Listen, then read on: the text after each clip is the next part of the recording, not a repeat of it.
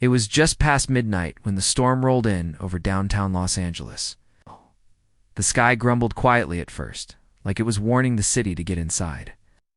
Then the rain came down hard, fast, and without mercy. The streets emptied. Neon signs flickered. Office towers stood tall and silent like sleeping giants. But inside one of those buildings, an ultramodern glass structure belonging to a billion-dollar tech company, a strange thing was happening. Keanu Reeves stood alone on the top floor of the building. He wasn't a celebrity here. He wasn't an actor, a Hollywood icon, or anything flashy. He was just a man doing a favor. A quiet man with worn boots, a damp coat, and gentle eyes. He was helping his old friend who owned the building, someone who trusted Keanu more than most people trusted security systems. Keanu had come to check on the backup generators. The storm was supposed to get worse overnight, and the building had experienced strange power cuts over the past few weeks. The real maintenance crew wouldn't show until morning. Keanu said he didn't mind checking things out. He liked the quiet. He liked fixing things that didn't scream for attention. What he didn't know was that down below, the floors beneath the lobby and a part of the building few people used, someone else was trapped. Her name was Ella Monroe. Ella was the youngest CEO in the company's history. She was smart, driven, and never left anything half-finished. Earlier that day, she'd come down to the basement storage to review old tech prototypes herself, the kind of job most executives would assign to someone else. But Ella believed leadership meant understanding the past, too. She hadn't planned to stay late. But when she tried to leave, the elevator shook violently. Then the lights flickered. The heavy mechanical door to the archive room slammed shut. Behind her, she thought it was just an old, spring-loaded hinge. But when she turned the handle, it wouldn't budge. She was locked in. No one knew she was down there. Her phone had no signal. The building's radio system wasn't reaching that deep, and her assistant thought Ella had already left hours ago. She banged on the door, yelled, waited, but the only answer was the hum of distant generators and the slow dripping of water from an overhead pipe. Meanwhile, Spac Power, Panu was checking power panels with a flashlight and a simple toolkit. Moved slowly, reading the silent language of wires, panels, and circuit boards. Something was off. He could feel it. One of the sub-basement circuits had tripped. It wasn't enough to shut down the whole building, but it was enough to lock electronic doors. He followed the line with a quiet focus, his eyes narrowing. Then he heard something. A faint sound. Not a machine. A voice. It came through the vent shaft. It was so soft, he almost thought it was his mind playing tricks. But there it was again, a woman's voice calling out. It's not screaming, not panicking, just steady, just desperate enough to reach into the cold metal walls and ask for someone. And when Keanu didn't hesitate, he went down the stairwell too. Steps at a time. Not the elevator. Not with a power issue. His boots echoed through the emergency staircase as the storm outside screamed louder than before. He reached the basement level. Dark, quiet. Then, the sub-basement. A heavy silence lived. Here, he moved toward the storage area. He stopped at the old archive room. The door was sealed shut. Old digital lock. No lights blinking. Then he heard her again. Hello? Ella's voice was muffled but clear now. Please? Is anyone there? I'm here, Keanu said gently, pressing his ear to the door. Ella froze inside. Who are you? She asked, breathless. My name's Keanu, he said softly. You're locked in, aren't you? There was a pause. Ella leaned closer to the other side of the door. Yes, she whispered. I've been here for hours, don't worry, Keanu replied. I'll get you out. Ella pressed her back against the cold wall. For the first time since she was trapped, she felt something warm press through the metal, not his hand. Not his voice, but his calm. His calm. Cut through the fear, Keanu examined the panel beside the door. It had clearly short-circuited. The security system hadn't rerouted. Whoever designed the basement hadn't thought anyone would get locked. Inside, he took a breath and set down his bag. Do you have enough air? He asked through the door. I think so. But it's getting cold, she said. All right, talk to me while I work. It helps, Keanu said, pulling out tools. Ella sat on the floor, holding her knees. What should I say? What should tell? Me your name, he said gently. Ella, she replied. Ella Monroe. He paused. I've heard that name, he said. You run this place, don't you? She gave a tired laugh. I'm supposed to. But right now, I can't even open a door. Being stuck doesn't make you weak, Keanu said. It just means you're human. She didn't reply, but a strange comfort settled in her chest. He started working. Wires. Relays. The soft clicks of determination. Outside, thunder shook the building again. Inside, she felt safe for the first time. Minutes passed. Keanu's hands moved fast and focused. He asked questions in between, about her favorite movie, about why she became a CEO, about the dumbest mistake she ever made. She answered slowly at first, then, with more color. He laughed once at one of her stories. A soft, genuine sound. It echoed in the hall. You don't talk like a maintenance guy, she said. I'm not, Keanu replied. I'm just helping out. Why? She asked. He paused. Because. Someone helped me once when I was stuck, he said quietly. And I've never forgotten it. Ella didn't ask more. She didn't need to.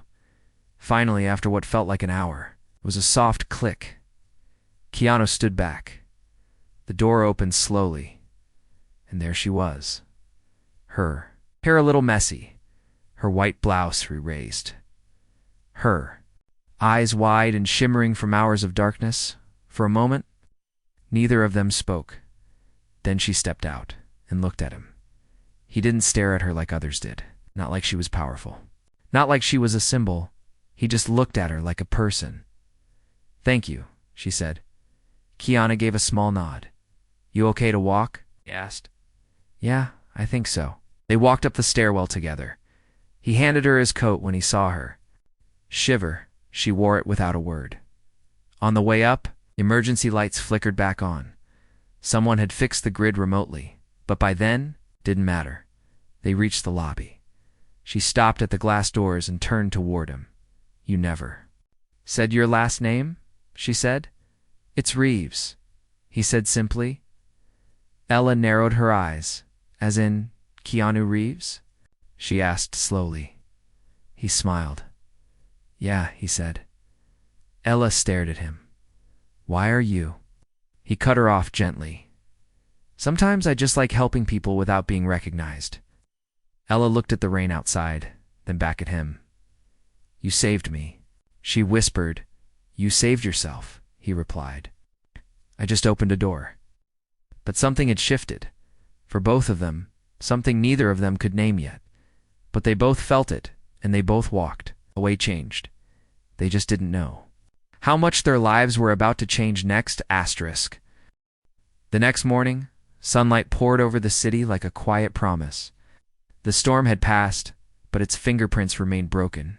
Tree branches on sidewalks. Puddles on glass rooftops, and a power grid still catching its breath. Ella Monroe sat in her office, wrapped in a soft gray sweater. The coat Keanu had given her the night before was folded neatly on the chair beside her. She hadn't wanted to let it go just yet. It still held the faint scent of rain, and something else dash comfort no. One else in the company knew what had happened. Not her assistant, not the board, not the media. Ella had chosen silence, but her mind wasn't silent. It kept going back to that moment, the click of the door, the sound of his voice in the dark, the calm that made her feel seen in a way she hadn't felt in years. She Googled his name that morning. Not because she didn't know him, everyone knew Keanu Reeves, but because she needed to convince herself it was real. That the man who rescued her in silence and left without asking for anything was truly who she thought he was. As she scrolled through interviews and photos, something struck her. He never acted like the man on the internet. He was gentle, real, grounded, and she realized something even more strange. She missed him. Down the street, Keanu sat in a quiet diner near the edge of the city. The waitress knew his name but never asked for photos. She just brought him coffee. With a warm smile and left him alone, he looked out the window, watching the world wake up. His mind, too, returned to the night before. He hadn't meant to stay so long. Hadn't planned to connect with anyone. For months, he'd lived in the shadows, taking time away from films, fame, and flashing lights. But that night, when he heard her voice through the vent, something in him had shifted. Maybe it was her strength. Maybe it was her vulnerability. Maybe it was the simple fact that she hadn't asked who he was. She had just spoken to him like a man who mattered. He pulled out a small notebook and scribbled a few lines. He did that. Sometimes he never showed them to anyone, just fragments, thoughts, pieces of moments. This one read, "Sometimes you rescue someone, and find yourself rescued too." He closed the notebook. Meanwhile, back at the office, Ella stood by her floor-to-ceiling window. The city buzzed below. Her assistant knocked gently on the glass door. "Miss Monroe? The legal team wants to discuss the merger this afternoon." Ella nodded but didn't turn. "Push it to tomorrow," she said softly. "But the board," I said, "tomorrow?" The assistant paused, surprised. Ella was never the type to delay things. But something had changed. She spoke less like a CEO, more like a woman who had felt something deeper than control. Ella waited until the assistant left. Then she picked up her phone and dialed a number from the security log. The one labeled "Emergency Contact, Maintenance Chaos." "Number?" he answered on the second ring. "Hello?" His voice was the same calm, low, steady. "It's Ella," she said. From last night, a pause, then a soft chuckle. "I remember. I just wanted to thank you again." "Already?" "Did. I know," she said, lowering her voice. "But I didn't thank you properly." Another pause. "What would be a proper thank you?" he asked. Ella smiled faintly. "Coffee." Keanu leaned back in the diner booth and looked down at his half-empty mug. "You're a CEO," he said. "I'm just a guy who fixed a door." "You're not just anything," Ella said quietly. Keanu didn't answer at first then. "Where?" "Do you know a place called Violet and Ash?" Keanu's eyebrows rose. "Quiet spot, good tea. Meet me there at 5. "Okay," he said. Then she added, "Bring the notebook." He blinked. "How do you?" "I saw you writing in it before you left," Ella said. "You forgot to hide it." Keanu smiled. He hadn't even realized she noticed. The cafe sat on a quiet corner surrounded by ivy-covered walls. The tables were made of dark wood, and the windows let in warm golden light. Ella arrived early. No assistants. No makeup crew. Just her. She wore a soft blue blouse, hair tied back, no jewelry except a thin bracelet her mother had given her.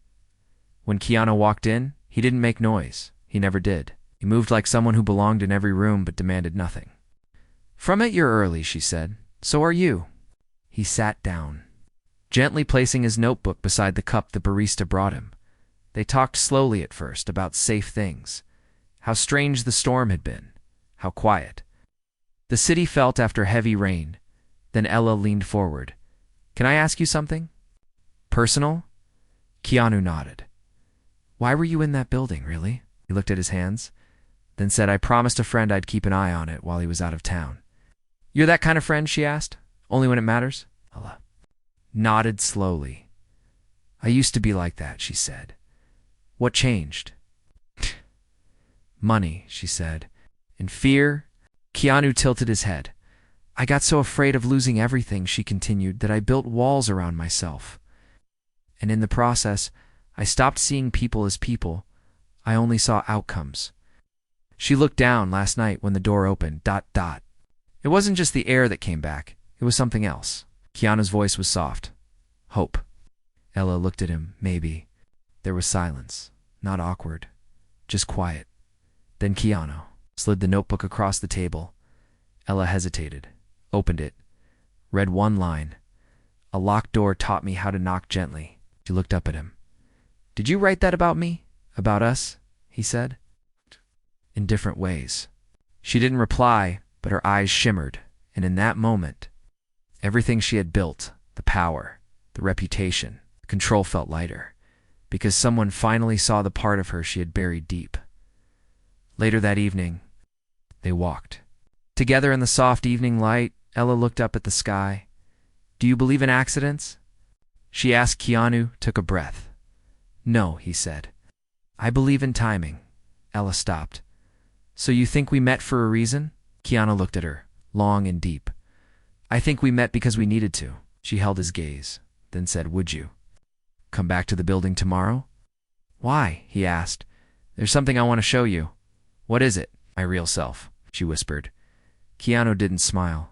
He just nodded once and walked beside her into the growing night. Neither of them knew what waited the next day, but both felt it a shift, a beginning, and something neither of them had felt in a long time. Trust. The next morning arrived with soft gray clouds floating low over the skyline. It wasn't storming anymore, but the sky still held a quiet weight. As if it remembered everything that had happened the night before, Keanu stood outside the building. Once again, this time not to fix anything, not to check wires, not to listen through vents. This time he had been invited. The security guard recognized him now, gave a slight nod. Keanu nodded back. Inside the lobby, everything looked polished. In perfect shiny marble floors, golden elevator doors, clean air that smelled like fresh flowers and ambition. But Keanu noticed something that others would miss. The silence. This building was beautiful, but lonely. And today, it felt like it was holding its breath. On the top floor, Ella Monroe waited near the elevator, alone. She wore a soft gray dress this time, something simple. Not because she had to impress anyone, because she didn't want to wear the armor today.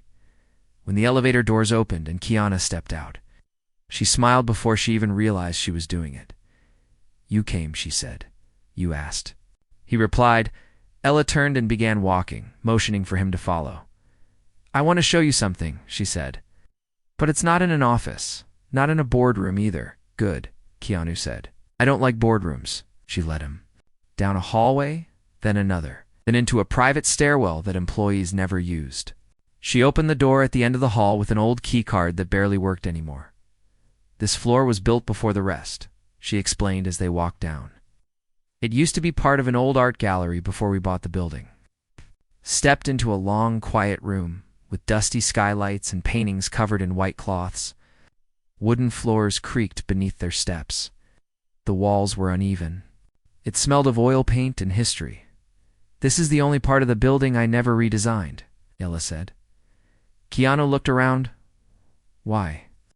Because every time I came here, I remembered who I was before all the power, before the stress. Before. I became someone people feared instead of knew. She walked over to one of the large paintings and pulled off the cloth. It wasn't a modern painting. It was a child's drawing, blown up and framed.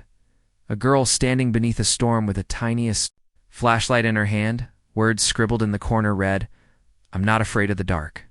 I bring my own light. Keanu stared at it for a long time. You painted that? He asked. Ella nodded. Double quotes? I made it when I was 7, she said. My father had just left. What? My mother worked 3 jobs.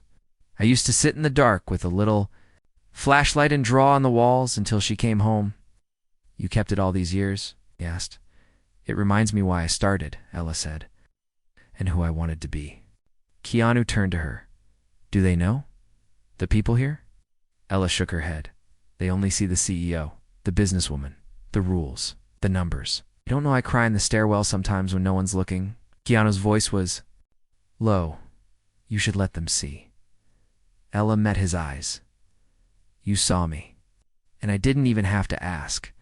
They stood there in silence, surrounded by paintings and dust, and the kind of truth that doesn't need to be spoken loudly. Then Ella smiled. Come on, she said. There's more. She led him through a small side door. It opened into a hidden rooftop garden. Wild vines hung from old beams. Broken ceramic pots were scattered everywhere. A single wooden bench sat beneath a leaning olive tree. I used to come here when things got too loud, Ella said. When people stopped listening and started assuming. Keanu looked around. Beautiful, he said. It's a mess, Ella replied. So am I, he said gently. Ella turned to him. You don't seem like a man with messes. Everyone has them, Keanu said. Some people just hide theirs better. She sat down on the bench, and he joined her. Can I tell you something strange? She asked. Always, he said. When I was trapped in that basement, Ella, said slowly, "I kept thinking the storm would pass and someone would find me. But a part of me didn't want to be found.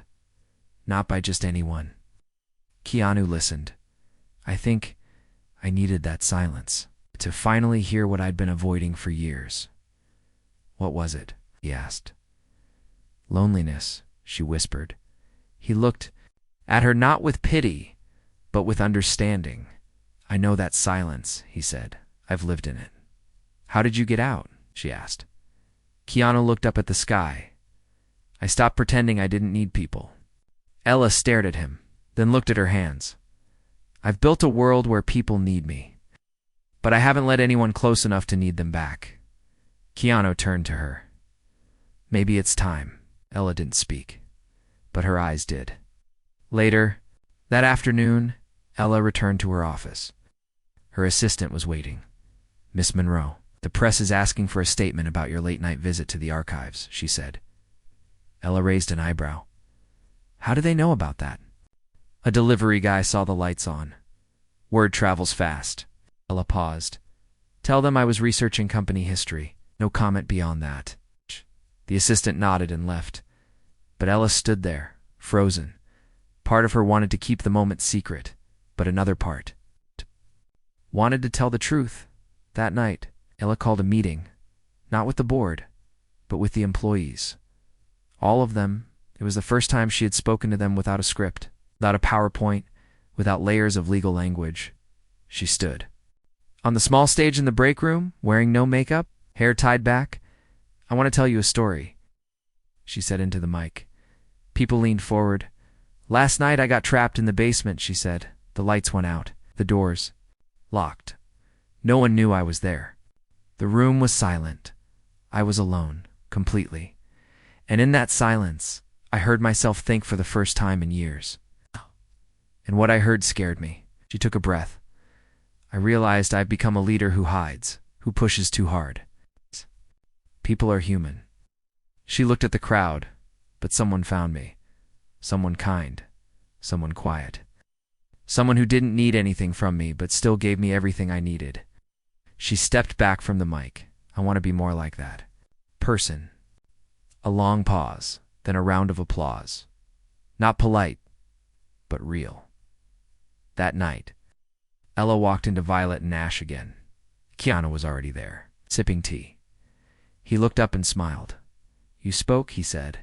"They listened," she replied. He nodded. Then, Ella reached into her purse and handed him something. It was a key card.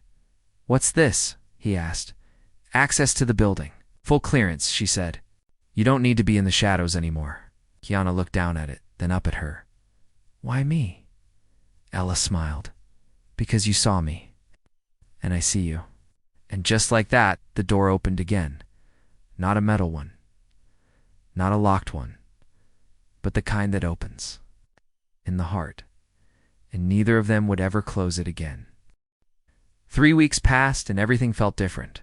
Not louder, not faster, just quieter in the right ways. Ella Monroe was still the CEO. She still signed papers, still walked into meetings where everyone stood, still made decisions that shaped futures. But now, she paused more. She smiled more. She asked people how they were and listened. And every few evenings, when the sun began to fall behind the city, she would walk into Violet and Ash, take the seat across from Keanu and breathe. They never needed many words. Sometimes they sat in silence for half an hour, sipping tea and looking out the window. Sometimes they shared old stories as from movie sets and back roads, hers from forgotten dreams and late-night fears. And sometimes they just looked at each other and felt seen. But outside that quiet bubble, something else was building. Ella's sudden transformation had made waves. Employees were whispering. Some wondered if she was in love. Others said she had finally burned out, and the board, always watching, began to ask questions. One board member, Thomas Vernon, didn't like changes he couldn't control. He had been with the company longer than Ella. He didn't believe in emotions. He believed in numbers, profits, results, and he didn't like the look in her eyes lately, too soft, too dreamy, too Distracted. On the fourth Monday of the month, Thomas requested a private meeting with Ella. The team says you've changed, he said flatly, sitting across her desk. Ella smiled calmly. I have, she said. Some are. Concerned about what? You're making decisions based on feeling now, he said. You're giving employees time off to reconnect with purpose. You canceled a partnership because it didn't align with your values. You're turning us into a retreat center. Ella didn't blink. We're still profitable, she said. For now, Thomas snapped. But we built this company on being ruthless. You used to understand that. Ella stood up and walked to the window. The city shimmered below. Have you ever been locked in a dark room, Thomas? She asked softly. He frowned. What? I have, she said. And I learned something in that silence. People don't follow leaders who shout. They follow leaders who listen. He stood up. I hope your new philosophies don't cost us everything, he said coldly. Ella turned to him. I'd rather lose the company than lose myself. Thomas walked out without a word. That night, she didn't go to Violet and Ash. She sat alone in the rooftop garden. The wind was cool. The stars were barely visible through the city glow. She looked up and whispered into the night. What am I doing? Behind her, a voice answered gently. You're choosing the right kind of power. She turned. Keanu stood at the door, holding 2 cups of tea. I thought you weren't coming tonight, she said, surprised. I had a feeling you needed me. Here, he said simply. She took the cup and sat beside him. They think I'm weak now, she said, because I'm soft. Then they don't know strength, Keanu replied. She looked at him, really looked. How do you stay so calm, Keanu? He sipped his tea. I've lived through storms louder than this one, he said, and the quiet that comes after teaches you what matters. Ella closed her eyes. I don't want to lose this, she whispered. This company, he asked. She shook her head. No. This peace, this ... connection, this version of me. Keanu touched her hand lightly. Then fight for it. Not with anger, with truth. Ella nodded slowly, and the stars seemed to shine just a little brighter. 2 days later, Thomas made his move. He called an emergency board meeting, accused Ella of negligence, claimed she was letting personal distractions interfere with her duty. And then he brought up Keanu. This man is not an employee, Thomas said, yet he's been given full access to our building. Who is he to her? Why is he here? Ella stood slowly, her voice steady. He's the man who reminded me what it means to care, who showed me that leadership isn't about control, it's about connection. And yes, he has access, because I trust him more than anyone else in this room. Murmurs spread across the table. Thomas smirked. Are you admitting you've become emotionally compromised? Ella walked to the head of the table. I'm admitting that I've become human again. If that makes me unfit to lead, then you can vote me out, but I won't go back to being cold. I won't go back to silence. The room went quiet then, one by one, the hands raised. Not to vote her out, but to support her. She had changed the culture quietly, and people had felt it and believed in it. Thomas left the room in disbelief. Ella sat down, heart pounding, not from fear, from freedom. That night she called Keanu. Can you meet me? She asked. Already on my way, he said. They met at the rooftop again, but this time Ella brought something, a small black box. She handed it to him. Inside was a vintage key. What's this? He asked. It opens the original gallery floor, she said. Want to turn it into something. Like what? A space for people. Not clients, not numbers, just people. A space where they can breathe, connect. Remember why they started? Smiled. That's the best idea I've heard in years. Ella looked at him. Will you help me build it? He paused. Yes, but only if we build it as equals. Ella nodded. Partners. Partners, said, and something unspoken passed between them. Not romance yet, not love, but something even deeper, trust, built in darkness and growing now in light. Asterisk. The old gallery floor had always been forgotten. It sat beneath the high-rise. Offices like a secret waiting, dust hung in the air like time itself had paused here. The floorboards creaked with each step, and broken light bulbs dangled from rusted wires. Cobwebs clung to every corner, and faded sketches still lived on the edges of the walls like forgotten memories. But that morning, it breathed again. Keanu walked in first, holding a small box of tools. He wore jeans, a worn shirt, and that familiar calm that never rushed and never needed to prove anything. Behind him, Ella followed, dressed in a simple sweater and old sneakers, ready to get her hands dirty. She smiled as she looked around. "It's strange," she whispered. "I feel more at home here than in my own office. Maybe that's because here." "You don't have to pretend," Keanu said. They worked in quiet rhythm. He repaired loose beams. She swept floors together. They uncovered old paintings, removed rotten shelves, and brought back the bones of a place that had once held dreams. Hours.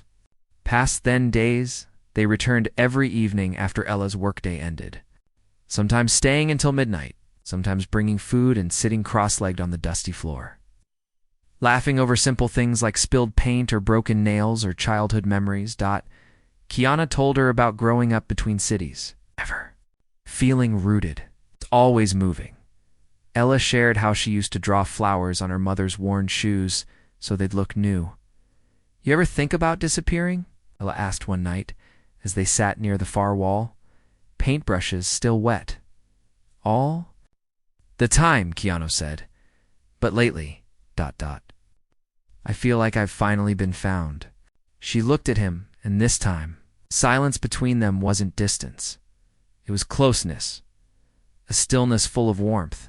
But outside their shared space, the world hadn't stopped watching. News had spread about Ella's transformation. Articles, with headlines like "CEO softens profits still rise." And Ella Monroe's strange new partnership began popping up. Some praised her, others mocked her, and more than once. Journalists tried to follow her after work. She ignored them, but one day, camera caught a photo of her walking beside Keanu, both smiling, clothes dusty, paint on her cheek. The internet exploded, blogs speculated, headlines screamed, "Keanu Reeves dating tech CEO, strange romance or secret project." When the photo reached the boardroom, Thomas Vernon pounced. He called an urgent press review. "You're compromising our public image," he said to Ella, slamming the paper on her desk. "What image?" Ella asked calmly.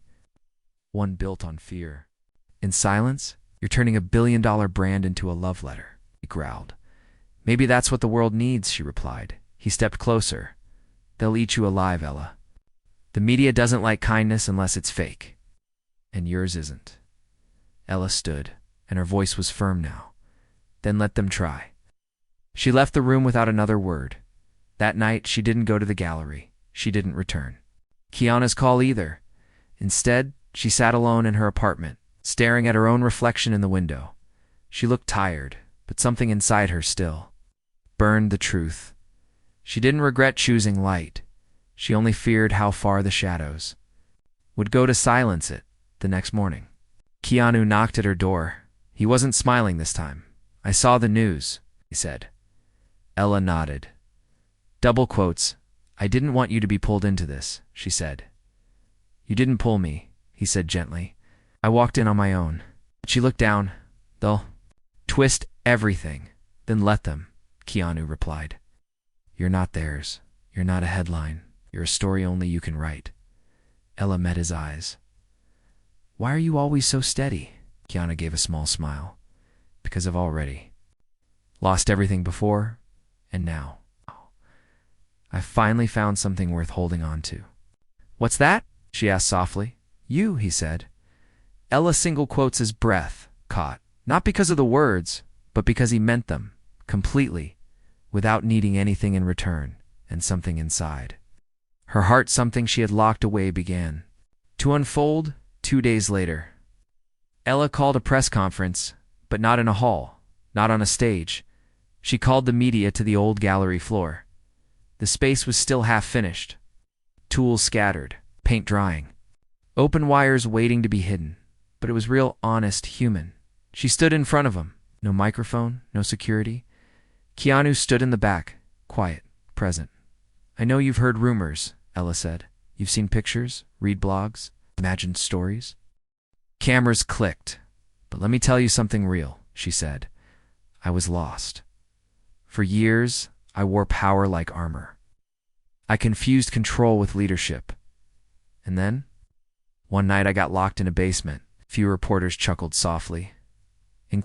Someone found me, Ella continued. It's not because he wanted to be seen, not because he needed credit, just because he heard my voice. She took a breath, and from that moment on, she walked to the wall behind her, unveiled a new mural. It was her old childhood painting remade, but this time, the little girl wasn't alone under the storm.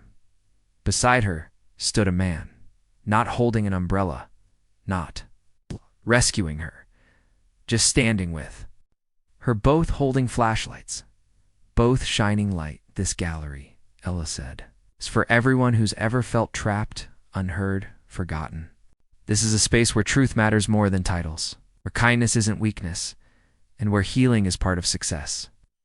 Someone clapped, then more and more, until the whole room was filled with the sound of something rare belief. That night, Ella and Keanu sat on the rooftop garden again. He handed her tea. She looked at him. You said you've lost everything before. She whispered. He nodded. Double quotes. Family, friends, all of it. How did you survive? Keanu looked at the sky. I stopped searching for answers, he said, and started listening for quiet. What did you hear? He turned to her. Your voice. Ella blinked, then leaned forward, and for the first time she kissed. Him, not rushed, not hungry, just gentle, honest, like two souls meeting halfway. And in that moment, under the open sky with nothing between them but the truth, their lives finally began to change. Asterisk, it had been 93 days since the night Keanu Reeves heard a voice through the basement vent. Since then, everything had changed, not in loud, dramatic ways, but in quiet ones. The kind of change that takes root deep beneath the surface before anyone sees it bloom. Ella Monroe was still the CEO. The company still thrived, but now it thrived differently. The numbers were still strong, but people noticed something new and energy that didn't come from profit reports or stock meetings, but from meaning. Employees smiled more. Meetings started with stories instead of slides, and the old gallery, once forgotten, now called the light floor, had become the beating heart of the building. Each Friday, people gathered there not to work, but to breathe, to connect, to reflect. There were no titles. On that floor, no suits, no scripts, just people. Sometimes silent, sometimes laughing, sometimes crying. And at the center of it, quietly helping set up chairs or cleaning brushes after group art nights, was Keanu. He never asked for attention, never stood in the spotlight. He just showed up. And slowly, the story of what he and Ella had created together began to travel beyond the building. Documentaries came, magazines wrote, features, not about a tech empire, but about human leadership, about emotional architecture, about how one quiet act of rescue had built a bridge between two people, and from that bridge, a community. But change always brings challenge. One morning, Ella received a letter from a powerful investor. He was pulling out. He said her new direction was sentimental. Now that kindness was not a business strategy. The letter ended with this sentence: emotion doesn't scale. Ella read it twice, then handed it to Keanu without a word. He read it too, then said quietly, "They're wrong." Ella nodded. "But it hurts," she whispered. "Good," Keanu said gently. "It means your heart is still working." She smiled, then asked, "What if more follow?" Keanu looked at her. "Then we build something new, without them." Ella leaned into him. "You make it sound so simple." "Not simple," he said, "just possible." A week later, Ella hosted a live global stream, not to defend herself, but to share something. She stood alone on the light floor, a microphone in front of her, live streaming to thousands. "We've all been told to hide our hearts," she said. "That leadership means silence, distance, control." She paused. But what if leadership means standing in the dark beside someone who's afraid and saying, I hear you?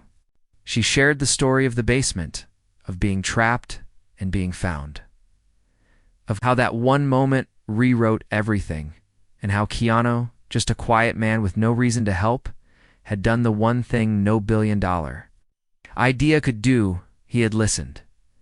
Emotion does scale, she said softly, because it spreads. It inspires. It wakes people up. She ended the stream with one simple message: the future belongs to those who choose light. It went viral. Millions watched, and something unexpected happened. Instead of more investors pulling out, new ones came in, not looking to control, but to support. They saw something the old world missed. They saw that people were no longer choosing power without purpose. They were choosing truth, connection, humanity. Somewhere in the quiet, after all the noise, Ella and Keanu sat on a bench in the rooftop garden. A warm breeze passed through olive tree branches. She leaned her head on his shoulder. Do you ever wonder why it was you who heard my voice that night? She asked softly. Keanu thought for a moment, then said, maybe because I needed to hear it. Ella looked at him. You never asked for anything, not credit, not attention, not even space. Keanu smiled. I didn't need space. I needed presence. She reached for his hand.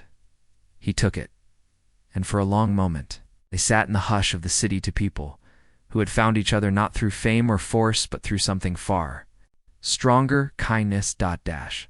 Months passed. Seasons changed, but their bond stayed steady. Ella still led the company. Keanu still wrote in his notebook, leaving pages taped to the gallery wall for others to find. Messages like, you are not broken. You are rebuilding.